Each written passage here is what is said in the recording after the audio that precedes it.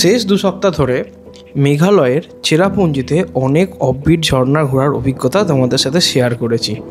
তার মধ্যে আছে সুন্দর দান্তরিং ফলস, পাহাড়ের কোলে খুব সুন্দর কাস্কেডিং ওয়াইসেডং ফলস, এছাড়াও রয়েছে পাহাড়ের কোলে লুকিয়ে থাকা ব্রুট ফলস, আর অবশ্যই একটা খুব সুন্দর ঝর্ণা যেটাকে সবাই বলে লিংসিয়ার ফলস।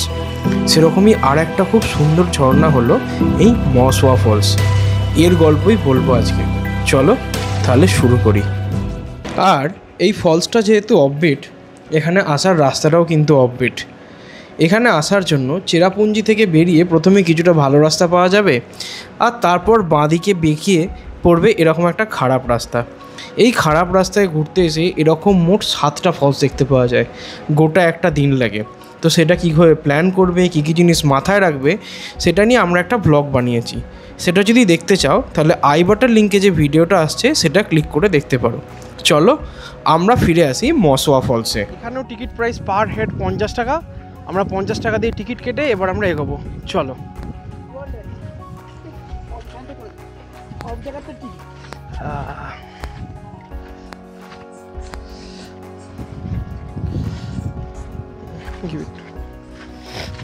এই হচ্ছে যাবার রাস্তা।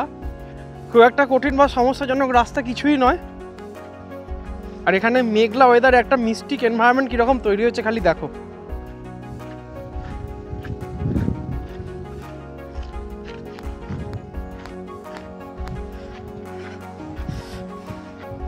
বর্ষাকালে এই ফলস ভ্রমণের আর একটা প্লাস পয়েন্ট হলো এত সুন্দর ফুল দেখতে পাওয়া যায়। কি নাম জানি না, বাট মেঘালয়ের আনাচে কানাচে সর্বত্র ছড়িয়ে আছে এরকম সুন্দর ফুল। একে তো এত সবুজ গাছ, তার উপরে এই সুন্দর ফুল, সব মিলিয়ে বেশ লাগছিল। ফলসের হালকা আওয়াজ কানে আসছে এবং বরাবরের মতোই আমরা এবারেও পেয়ে গেছি আমাদের সাথে একজন গাইডকে, যে আমাদের গাইড করে নিয়ে যাচ্ছে পুরো রাস্তায়। আর এখানে আরও একটা কথা বলা দরকার, এই ফলসটা দেখার জন্য এরকম সিঁড়ি দিয়ে নিচে নামতে হয়, কিন্তু সিঁড়িগুলো খুব একটা স্টিপ নয়, কাজেই খুব সহজেই নিচে নেমে যাওয়া যায়। খুব একটা সমস্যা কিন্তু হয় না। গোটা রাস্তা জুড়েই আমাদের সামনে ছিল এই গাইড। তবে এই রাস্তাটা খুব একটা বড় নয়, মোটামুটি 10 মিনিট মতো হেঁটেছি। তারপর এই যে সিঁড়ি, এই সিঁড়িটা দিয়ে নামতে হবে, আর এই স্টেপটা ঘুরে সামনের দিকে তাকালেই দেখতে পাওয়া যাচ্ছে এই সুন্দর মসওয়া ওয়াটারফল। এই ওয়াটারফলটা হয়তো অতটা উঁচু নয়, কিন্তু বেশ অনেকটা চওড়া, তাই দেখতে দারুণ লাগছে। এখানে গাছের মধ্যে কিছুটা আড়াল হয়ে আছে, বাকিটা দেখার জন্যে নিচে নামতে হবে। এই মসওয়া ফলসেও চাইলে স্নান করা যায়, তাই লাইফ জ্যাকেটও এখানে রাখা আছে। আর একটা মজার ব্যাপার হলো সিঁড়ির শেষটা যেন নেই, কাজেই এই লাস্টে একটু 1 ফুটের মতো গ্যাপ আছে।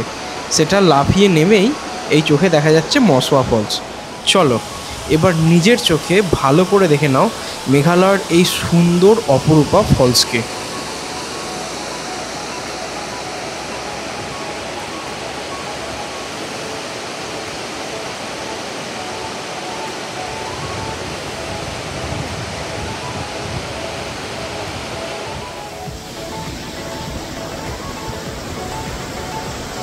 আচ্ছা, আমাদের দেখা হয়ে গেল মসওয়া ফলস।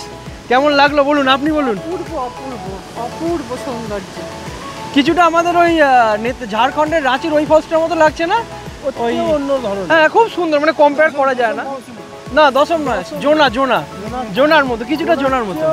আমার তো ভালো লাগে। হ্যাঁ, তোমরা বলো তোমাদের কেমন লাগলো? এত সুন্দর যে ভাষায় প্রকাশ করে যাচ্ছে। একদম খুব সুন্দর। আমি প্রথমেই বলেছি একটা ফলস এক রকম। হ্যাঁ, কোনো কম্পেয়ার করা যাবে না। আমাদের দারুণ লাগলো। এটা দৃষ্টতা। হ্যাঁ, ফলসটা নিচে থেকে দেখেছো, এবার ওপর থেকে দেখো কি সুন্দর লাগে।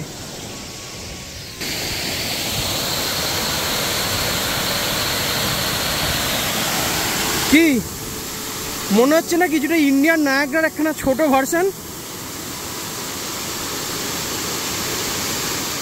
মেঘালয় এসে থেকে কতগুলো যে এরকম ফলস বা ঝর্ণা দেখেছি গুণে শেষ করতে পারিনি।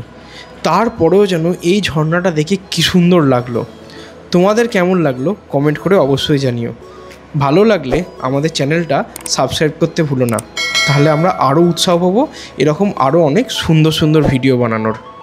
তোমরা যদি চেরাপুঞ্জি ঘোরার ভিডিও দেখতে চাও সেটা আসছে ডান হাতে ওপরের দিকে, আর গোটা মেঘালয়ের প্লেলিস্টটা আসছে ডান হাতের নিচের দিকে। আর সেই মেঘালয় ঘোরার ট্যুর প্ল্যানটাই যদি ডিটেলসে দেখতে চাও সেটা আসছে বাঁ হাতে ওপরের দিকে। সবার সাথে খুব শীঘ্রই আবার দেখা হবে। সবাই খুব ভালো থেকো, বাই।